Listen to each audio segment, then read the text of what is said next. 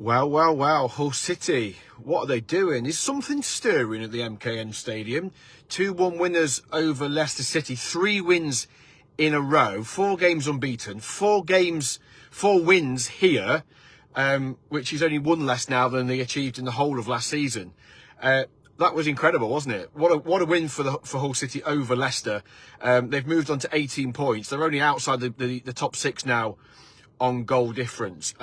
Fantastic first half performance, as good as I've seen from a Hull City team in a long time. The way they moved the ball, they created chances, they scored 2 fantastic goals through Millar and Joe Gelhardt. Probably should have had 2 or 3 more perhaps, and really put the game to bed before half time. Second half, obviously Leicester, with all the players they've got, the quality they've got, through caution to the wind, and got a really good goal with 20 minutes to go, which set up a really nervy final, or 20 minutes, well, half an hour in the end with added time. But City, to a man, were exceptional. They were gritty.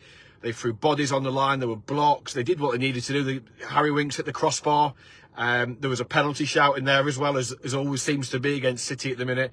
But by hook or by crook, they held on and got 3 massive points, and they've seen off Leicester City. They did it all without Ollie McBurney, and we'll come to that in a little while. But that first half performance was beautiful. Some of the football they played was scintillating. Let's go back to the start. Within 2 minutes they could have been in front. Millar handed a first start, one of 4 changes from the side that won at Birmingham City on Saturday. Millar in, Shemi Ajayi in.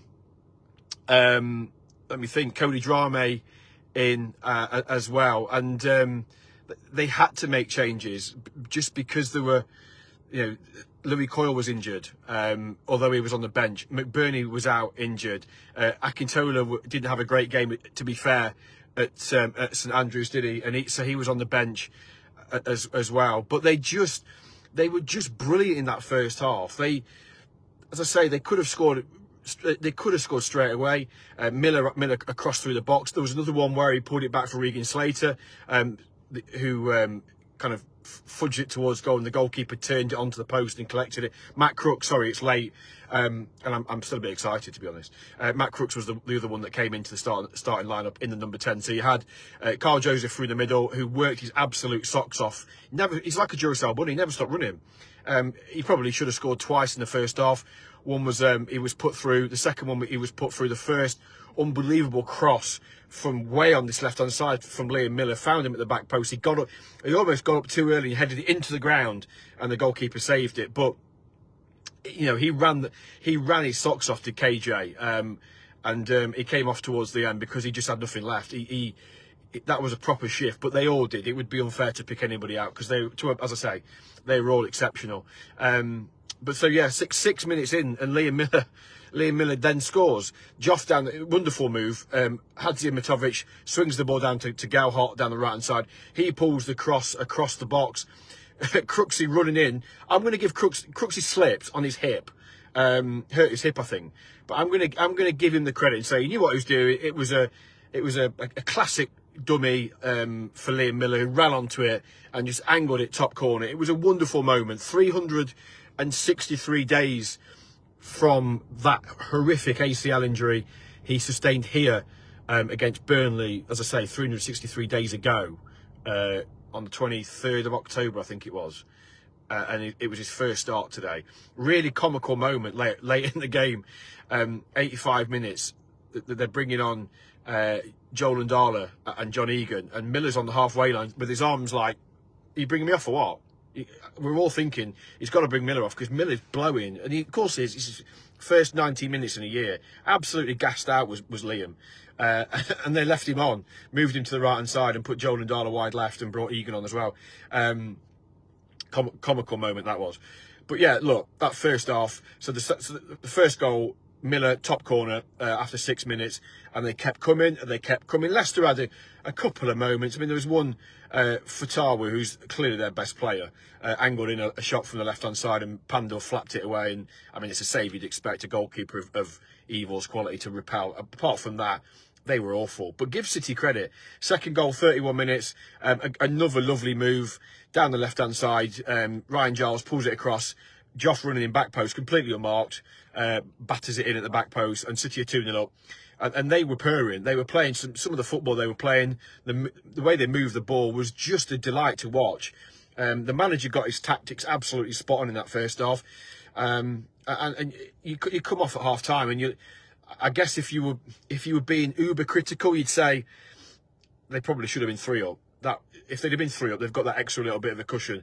And you knew that at one point in the first half, at 1-0, Leicester fans, there was what, 1,400 of them, I think, and they were chanting "Marty, sort it out" to their manager Marty Cifuentes, who came in last actually into the press conference and said it wasn't good enough. He was really disappointed with that, particularly that first half. They obviously made a lot of changes. They upped it in the second half. They had, I think they had 17 shots, but only hit the target with 4 of them. And one of those was that kind of effort in the first half that Pandor saved. So yeah, they hit the crossbar, Winks, so it's all right saying City only had 36% possession and they won the game with it. But if anybody was coming here tonight thinking that Hull City are going to dominate the game and have 60% of the ball, they're living in cloud cookie land. They did it against Southampton. They don't need to have all the ball, and that's what has really impressed me in the last few weeks. Is they found different ways to play. They're comfortable with the ball. They look very good with the ball, but they're equally comfortable on the counter-attack. And they controlled that game against Southampton without the ball, scored 3 wonderful goals and beat them convincingly. Well, and they beat Sheffield United, again, without having a huge amount of the ball. They've done it tonight. Leicester have had, I think, 60-odd% of the ball. But again, a lot of it was in front of City. Yes, there were times when they brought Jeremy Monger on late second half. Wonderful young lad, obviously. And there was a couple of times he got in, and on the other side, Akin Famiwo came on for Ryan Giles. I'll touch on Gilo in a minute. Came on for Giles. Fatawu got in past him. But you kind of have to accept that is going to happen because you're dealing with. Leicester have got some very, very good players. Let's not forget that. And for City, a team that stayed up on goal difference last year, to go toe-to-toe with them and try and dominate the ball, it's just not going to happen. So you have to find a way to kind of beat these teams without dominating the ball. And that's now Southampton, Sheffield United and Leicester they've beaten at home without dominating the ball. And I think you have to give them so much credit. And yes, there were elements in that second half that they didn't keep the ball well enough. They sat back. There were times when they looked. I thought he left Millar. They left Millar on a bit too long. Should have got him off earlier because he was knackered. But again, the changes all made a difference. Darko JB when he came on made a difference. Egan only for the last 5 minutes made a difference. Destan came on and gave Joseph a rest, made a difference. And that's what you want. They've got competition. They've got competition in the squad. They've obviously got a lot of injuries, and I'll come on to that before I finish. But we've said this before. There's so much to love about the squad, about the team, the way they all stood up to that nonsense at Birmingham. All that nonsense they had to put up with that Birmingham created, that Chris Davies created himself. They dealt with it, and they went and scored a goal and won the game. You've got to admire it. And again tonight, that some of them blocks second half, Charlie Hughes, Shemi Ajayi was fantastic. To a man, they were all. They just all stood up to it, and they had something to hold on to. They got themselves into the lead, and we know 2-0 can be a precarious lead at the best of times. But there's 2 teams in a game, and I don't want us to be too critical of City's second half performance because ultimately they've won the game and they've got the job done. But I think you have to accept that in a game like that, Leicester are going to have a spell where they have a lot of corners, they have a lot of pressure, they put a lot of balls in the box, they carve out chances. Yes, they scored a wonderful goal, Jordan James with. Not Jordan James, what am I talking about? I've gone, haven't I? The goal they scored was absolutely fantastic. Aaron Ramsey, sorry, I'm getting old. It's well past my bedtime at this time of night. Aaron Ramsey, lovely goal. Ayew did brilliantly, backing in, edge of the box, backing in, laid it off to him, and he clips it over the goalkeeper, over Pandora into the top corner. But even after that, you're thinking, right, it's going to be like the Alamo, and Leicester are going to come, and that's going to be a long 20 minutes, and then you put 7 minutes up of added time, like a bit like Saturday. But on the counter attack, they had chances. Gelhardt probably should have done better. He was booked for diving. I don't know why he dived either, because he was bombing down the right hand side into the box. He's got drama on the overlap, and he cuts inside and he goes down. He gets booked for diving. I'm not sure why he needed to do that, Geoff, but so he gets his book. I think that's his fourth. Don't quote me on that, but I think that's his fourth. I think the cut-off is the 19th game, so that's quite a long time away. So they could ill afford needless yellow cards for players, given the fact that their injury list is getting longer. Again, we'll touch on that just in a minute. But look, you've just got to admire. There's so much to like about it. Who was it that said about the manager? Yeah, Danny. Yeah, agree with you about the clean sheet. It was a fantastic goal from Ramsey. He should have scored when he came on with he came onto a Fatawu header and cross him headed wide. But that was it. Sometimes, and I was talking about this with my colleague from Leicester before the game, and I was talking, what have you made of them so far, Leicester? He's like, well, they've not been great, but they've got players that can out of nothing can stick the ball in the top corner. Fatawu out of nothing He's like, they were absolutely garbage at Charlton. And they win the game 1-0 because Fatawu sticks, I think it was Fatawu, or anyway, whoever it was stuck it in the top corner away at Charlton. And they win the game 1-0. And that's, when you get teams coming down from the Premier League, they can be garbage for 90 minutes, pretty much. But then one of them can just do a piece of magic and stick the ball in the top corner. And I think that's what Ramsey did. It was a delightful, exquisite clip into the top corner. But City went again, and they hung in there, and they had a couple of chances on the counter-attack. I'm just so pleased for them and so pleased for the manager. I had to watch the game from the stands. And let's be honest, there would have been a lot of people, myself included in fairness, you see the team sheet come out and you see that there's no McBurney, and he's so important to not just his goals and his approach play and his ability to create for other people. 6 goals and 4 assists in 10 games is incredible.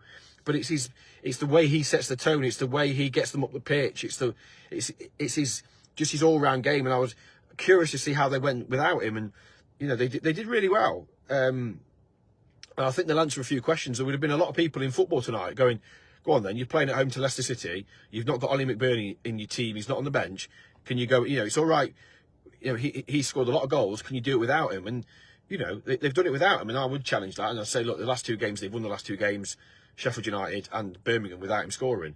But they did it tonight without him, and I think that's important for other players. I think that's important for Carl Joseph, for Joe Gelhardt. Miller was electric in that first half. Liam Miller was sensational. His goal was just fantastic. So, yeah, Brian, let's whiz through some of your questions before we get on to injuries, the rather thorny subject of injuries. Yeah, Brian, I agree with you. Hadzimitovic was excellent in that first half, especially. Let's quickly, Tom, yeah, shout out to Amir, yeah, quietly. Danny, few chances from Joseph that I thought McBurney would have scored, but fair play to him and worked so hard. Yeah, I think I touched on that. I think the 2 chances he had first half, I think the header, McBurney, if he doesn't score, I think he makes the goalkeeper work. I think the second one where Carl goes through and he takes it wider goal, I think McBurney probably either takes it first time or cuts inside back on his left. But look, McBurney is a better goal scorer than Carl Joseph, and that isn't intended as a disparaging comment to Carl Joseph. McBurney just is a better goal scorer. But Kyle, look, what he'll give you, he will run all day long, and he ran his socks off. He chased there was one second half when City were under the pump, and I think he's chased down Vestergaard, and Vestergaard's gone to try and clear up the pitch, and Kyle slid in and blocked it, and it's gone all the way back to the goalkeeper. There was so many times where he just chased lost causes, and that's the spirit in the camp. And if you're not fully, if there's a play, you're not fully behind the manager and you're not buying into the team ethos and the collective, you don't do that. There were times last season, first half of the season, under Volta, that wasn't happening. So you've got to give them so much credit, and they're just, as a collective, and they've got so many players out. No Louis Coyle tonight, he's been brilliant. No Lundstrom, no Bellumi, no Casey Palmer, obviously no McBurney, and Elliot Matazo's been out for a long time, obviously, but they keep getting setbacks. Ryan Giles goes off injured. Great, it was brilliant. The way he dealt with Fatawu for the most part was brilliant, and obviously gets another assist. I think his 6th assist this season. Famewo's barely played all season, comes on in a game like that against probably definitely one of the best wingers in the Championship, and a couple of hairy moments, but again, that's going to happen. He dealt with him really well, and so I think it is next man up, and that's how it's got to be. If you want to be successful, and players drop out the team for injury, suspension, or whatever, the next player that comes in's got to really want it, because he knows if he doesn't perform, he'll be back out the team. And so, who was it that said? raised it about yeah, Brian, about Lundstram. That's the thing. Lundstrom's not going to walk back when he's back. If he gets back, well, I don't think he's going to be back this side of the international break, unfortunately. But when he comes back, Regan was exceptional tonight again. He came off because he was just knackered because he put in one heck of a shift on Saturday, and again tonight they had to take him off because he just ran himself into the ground. But Regan was brilliant, absolutely brilliant. And Amir as well, and that's what you want. You want, Darko's coming off the bench. He's got to fight to get into the team, and you want competition. If everybody's playing crap, then it's easy. There's no competition. They just walk straight back in. But the fact is, they're playing so well individually and collectively that there's going to be, when Lundstram comes back and when Balumi comes back, he's going to have big decisions to make, and that exactly is what you want. Richard, the team ethic this group have is better than any possession stat. It's very refreshing and entertaining. It's great fun, isn't it? I said that on Saturday at Birmingham, and I said it on the pod yesterday. Given all the trials and tribulations and stresses and anxieties of last season, it's just so much fun. And that first half, the second half was nervy and my buttocks have only just stopped clenching, but that first half was scintillating. It was just so much fun to watch. You can't help but be enthused by it. And I've always said, like, I've never been a possession person. Football's a simple game. It's about what you do with the ball. When you get it, if you put it in the back of the net, you can let the other team have 70% possession if they're going to knock it around in front of you. It's what you do. That Southampton game was a prime example. Let Southampton have all the ball, did nothing with it, went side to side and backwards again. And when we take it off and we go and score, I don't want to watch a team that just knock it around the goalkeeper and the centre halves for 80% of the time, and you go, oh, look at this, the possession stats are fantastic. They had 75% possession. Yeah, but they lost 3-0. Possession's all right if you do something with it at the end of it. And then I'm kind of like a bit dinosaurish in many respects, but that's the thing. Football is a simple game. It's about when you get it, stick it in the opponent's net, and if you do that more times than they do, you're going to win the game. It doesn't matter if they have 70% of the ball. It's what you do with it. So I'm Richard. I'm in full agreement. Right, let's quickly, because it is what, midnight, nearly 11:30. Let's touch on injuries. So Louis Coyle, he was expected not to be involved at all tonight. Actually, that he'd be back for Saturday, but they named him on the bench anyway. Largely probably because they're just short of numbers, and he's such an important player to have in the dressing room and around as well. So, but we expect Louis back at the weekend. Gilo came off with a hip problem. I think he hurt it in the first half, carried on, and obviously it flared up again in the second. So he'll be assessed. We'll have to wait and see how he is for the weekend. McBurney, I think the club have been a bit cautious on what they say at the minute about McBurney. It was great. He was here tonight. Great. He watched the game from a box, and then he was dancing around on the pitch at full time, wasn't he? Celebrating with everybody else again, which shows how invested he is in this project, in what's happening at Hull City, and just how much he enjoyed that result. I would suspect he's not going to be involved against Charlton on Saturday. I would be surprised if they risk him. My gut feeling is he's probably going to miss the next couple of weeks. We'll have to wait and see. Dean Holden was on post-match media duties again this evening, not Sergei Yakirovich. We will be with Sergei on Thursday ahead of Charlton, so we'll get an official update. But my feeling on Ollie is that we're going to miss him probably for the next couple of weeks. Hopefully back before the international break, but let's see how he is. I know he is chomping at the bit to get back, but they've got to be careful with him because what you don't want to be doing, and as Sergei said this, off record yesterday when we were chatting extensively with him at the training ground yesterday before Dean Holden did press. He just doesn't want to risk him. They've been so unfortunate so far with so many injuries that pretty much every player that gets injured is out for like 4 to 6 weeks or 6 to 8 weeks. So they don't want to lose McBurney. Play McBurney on Saturday against Charlton. He aggravates it. Then he can't then play at Norwich, and he can't then play at Derby. So I think what they like to do, if they can, is just kind of be cautious with him and let's see how his knee is, the back of his knee or whatever it is over the next week, 10 days. There's just no. I know he's so important, but Joseph needs to play.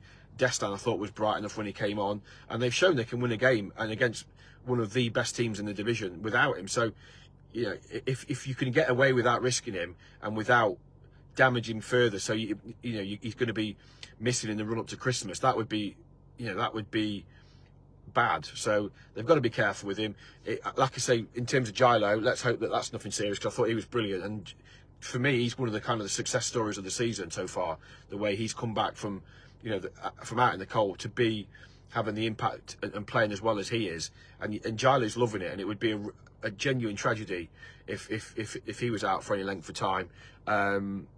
So Harry, hopefully that answers your question on Ollie Mack. Liam, don't know, but I think the Championship Cup should be on notice with us now. Sick of listening to people on podcasts. Look, Liam, I get what you're saying. People don't really know outside of here what's going on, do they? I think they and it was similar with a lot of pre-season predictions, and I don't fall out of it. Everybody's got an opinion, and people that watch the Championship as a general will have their own opinion, but it won't.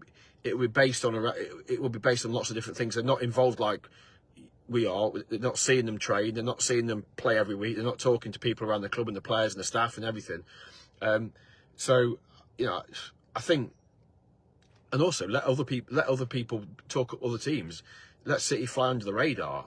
It's still early. It's 11 games in. They've got 18 points. They're flying, aren't they? Absolutely flying. They've won 3 in a row. That's another. I think now we've won 3 in a row. Finally, we can kind of like box off last season, because up until Saturday, we've not won 3. We've not won back-to-back games since last season. We've not won 3 in a row since last season. We've not won this since last season. And everything happened everything good pretty much happened in that 1 week last season, didn't it? That week at the end of September, beginning of October, when they went to QPR, Stoke, and beat Cardiff, and they won 3 in a row. That's all we've literally had that to cling on to for well over 12 months now. So I think now they've won 2 in a row, they've won 3 in a row. I think we can kind of like forget that now. I'm buzzing about that, to be fair. But Liam, look, if other people want to talk about other teams, let them. I don't really give a monkeys about that, to be fair. I'm happy with what I'm seeing. I'm excited with what I'm seeing. I'm loving what I'm seeing, and it's just good fun. You're coming out of the game with a smile on your face, and I think that is precious. And after we all suffered in our own way last season, the punters down here at the MKM that were coming, trudging every single week, seeing dross on the pitch, losing every single week to crap goals as well.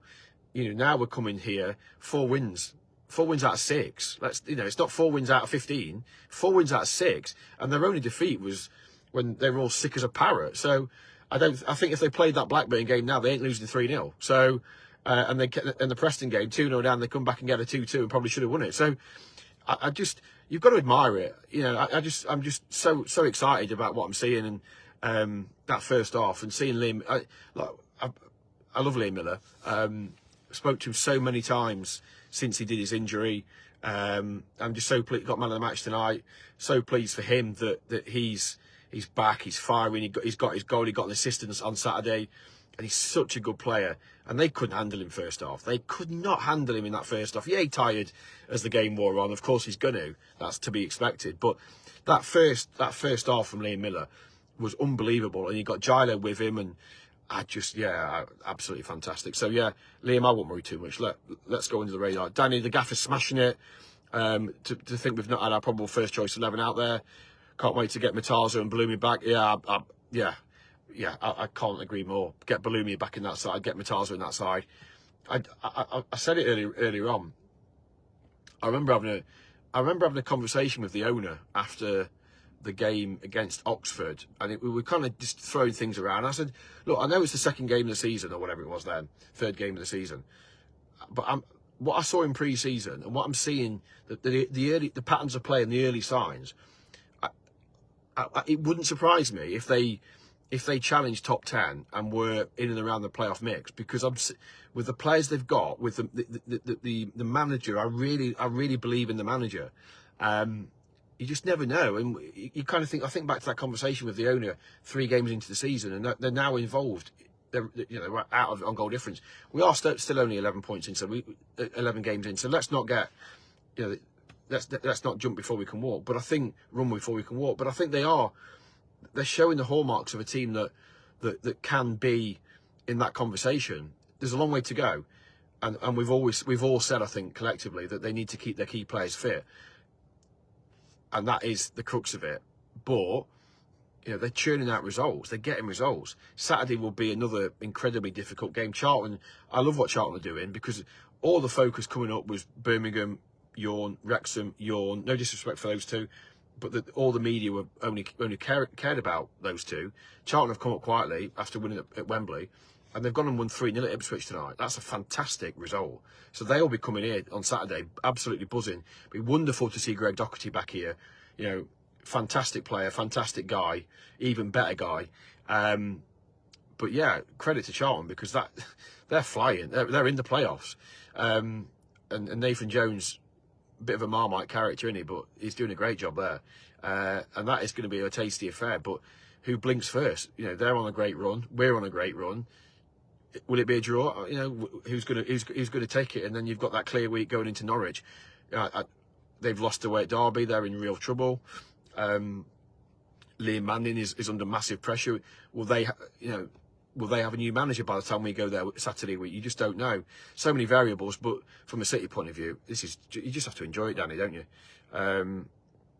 Danny, I was like, there was a comical moment, wasn't there? I said, and Millar's done press. He came and did post-match media. I was like, 85 minutes when you put your arms out and they're bringing on Egan and Darlow, and you're like, were you kind of like, what the hell's going on? Why are you leaving me on? He was like, yeah, that's exactly what it was. He said, I'd walked onto the halfway line, expected to come off because I saw Joel ready to come on. He said, but it is what it is. So yeah, he was dying. Yeah, Louise, agree with you about me being on the end. It shows, I said before, it shows the togetherness of the squad, doesn't it? Simon Wild City, yeah, agreed. Just terrific. Yeah, so I tell you, excellent gritty team performance, well deserved 3 points, absolutely. Paul, yeah, it was you. Our manager deserves so much praise for what he's doing with the squad. I wasn't certain on his appointment, but my word, he's giving players confidence and belief to play like they are. Absolutely agreed. Louise, superb team effort, great game to watch. I mean, I've got to be honest, that second half, I was kicking every ball from the back of the West Stand, and yeah, probably getting a bit too involved for somebody in the media that's supposed to be impartial, righto. But yeah, Brian, didn't feel like Leicester were a real threat. They were restricted to long shots in the world. Yeah, like I said before, they had 17 shots, hit the target with 4 of them. Their again, I'm not somebody that subscribes to XG, but for those that care about XG and put a lot of credence in it, their XG was lower than ours was. So, and they had, according to the stats, twice as many shots at goal. I think we had more on target, but they had more. I think they had 17. We had 9 shots, but our XG was higher. So that tells me we created the better chances. Paul, best performance I've seen from a City team in a very long time. That second goal was prime Sergei ball, absolutely. Lee Walker, all right, Lee, one of the best first halves I've seen City play in years. It was just, again, you have to factor in the opposition you're playing. You're playing Leicester City, who have had a good start, and were in the Premier League last year. And, and let's not forget, when they were down here the season before last, they romped the league, didn't they? But we took 3 points off. We took 3 points off them in September at Foss Park Way, and then we got that 2-2 here in that absolute pulsating one at the back end of the season under Liam. So we've got a decent record against them, but they're a good side. So for City to turn that performance in that first half, yes, second half it was gritty, but they showed 2 sides of their game for me, and that's what excites me. They were brilliant, battered them first half. Second half, sat back, rode the luck at times, but defended much better defensively. Had to put their bodies on the line. But it's the Championship. You're going to have to do that. That's not a sign that City were shocking or any criticism. If you want to win a game of Championship football, it's bloody hard. You don't get it for nothing, and you've got to block shots, block crosses. You have to ride your luck a bit, especially against the better teams, and they've done it. And take nothing away from them, because they showed in that game they dominated the first half. They were brilliant, carved out some wonderful chances, scored 2 incredibly good goals. Could have had more. Second half, as you say, their sole goal came from an absolute belter from Ramsey. So yeah, happy days. Right, I am going to call it a day, folks. Apologies, because it's getting late. Drive home and then lots of work to do for tomorrow and Thursday. So I think I've boxed everything off that I needed to in terms of the performance. Fantastic performance, loved it. 3 massive points. City on to 18 points, 7th in the table, only outside the top 6 now on goal difference. Charlton Athletic here on Saturday. If you're umming and ahhing about coming, and you can afford it, and you can get down here, because I know I know City have got some of the best ticket prices in the land, but I know it's expensive. I know times are hard, but if you've got a spare 20 quid, come and watch this, because it's an absolute delight to watch. And that team are a Hull City team. They're gritty. They work for each other. They work bloody hard, and they're playing some great football. And they could do with your support, because Saturday's going to be a really tough game against Charlton, who are in great form themselves. So it'll be great to see a big crowd here down here on Saturday, because if they could win that 4 games in a row, blimey, be on cloud 9, won't we? Right, that's it from here at the MKM Stadium. Plenty more reaction and what have you to come from here over the next couple of days. We'll be with Sergei and a member of his playing staff at the training ground on Thursday. Then, of course, we will be back here on Saturday to do it all over again. Thanks, everybody. Thanks for watching. Thanks for all your comments. As always, keep getting in touch. Keep getting in touch on YouTube as well. And we might have a podcast for you before the weekend. We'll let you know about that. As always, up those times.